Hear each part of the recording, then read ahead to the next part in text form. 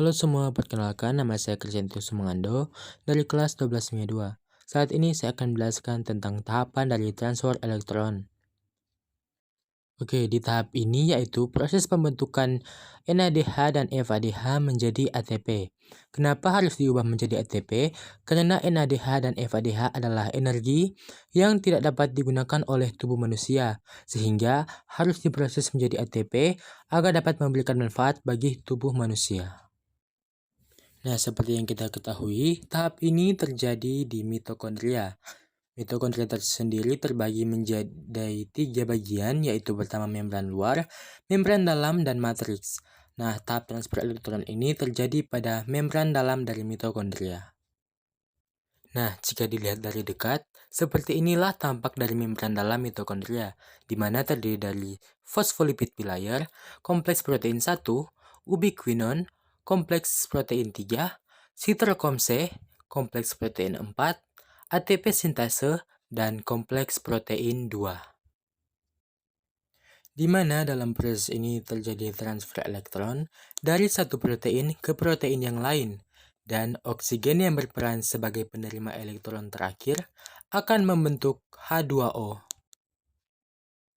Nah, yang pertama kita akan masuk pada tahap pengubahan NADH menjadi ATP. Nah, yang pertama, NADH akan diuraikan menjadi NAD+, yang membuat elektron dari reaksi ini akan masuk ke kompleks protein 1, lalu dikirim ke ubiquinon. Saat melewati kompleks protein 1, akan memicu dipompanya H+ keluar elektron. Dari ubiquinon akan dibawa ke sitochrom C melewati kompleks protein 3 dan akan memicu dipompanya ion H+ keluar ruang antarmembran. Kemudian, dari sitochrom C akan dibawa ke matriks mitokondria melewati kompleks protein 4 dan akan membawa satu atom hidrogen ke luar ruang antarmembran. Selanjutnya, elektron akan diterima oksigen atau O2 yang akan berkaitan dengan dua ion H+ sehingga menjadi H2O. Nah, bila dihitung, terdapat 3 H+ dari proses ini, yang nantinya akan kembali ke matriks mitokondria melalui enzim ATP sintase, yang nantinya akan memicu terbentuknya ATP secara bersamaan. Karena ada 3 H+, maka akan terbentuklah 3 ATP. Sehingga 1 NADH sama dengan 3 ATP.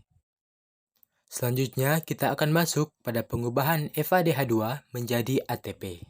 FADH akan menjadi FAD+, dan elektron masuk ke kompleks protein 2, di mana tidak terjadi pelepasan H+ ke luar ruang antarmembran.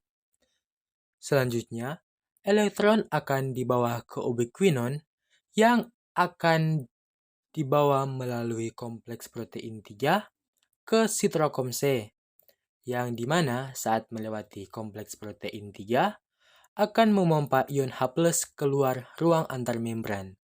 Selanjutnya, akan dibawa ke matriks mitokondria melalui kompleks protein 4, yang dimana saat melewatinya akan dikeluarkan satu ion H+ atau satu atom hidrogen keluar ruang antarmembran.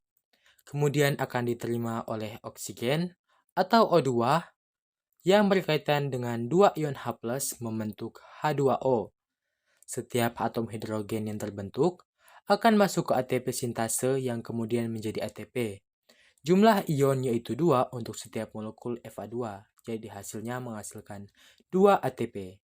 Proses transfer elektron terjadi sampai tahap diterimanya elektron oleh oksigen yang merupakan akseptor terakhir. Dan proses pembentukan ATP tersebut dinamakan dengan kemiosmosis. Nah, kita masuk pada total keseluruhan. Glikolisis menghasilkan 2 ATP dan 2 NADH. Dekarboksilasi oksidatif menghasilkan 2 NADH.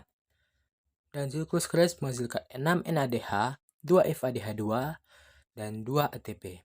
Bagaimana menjumlahkannya?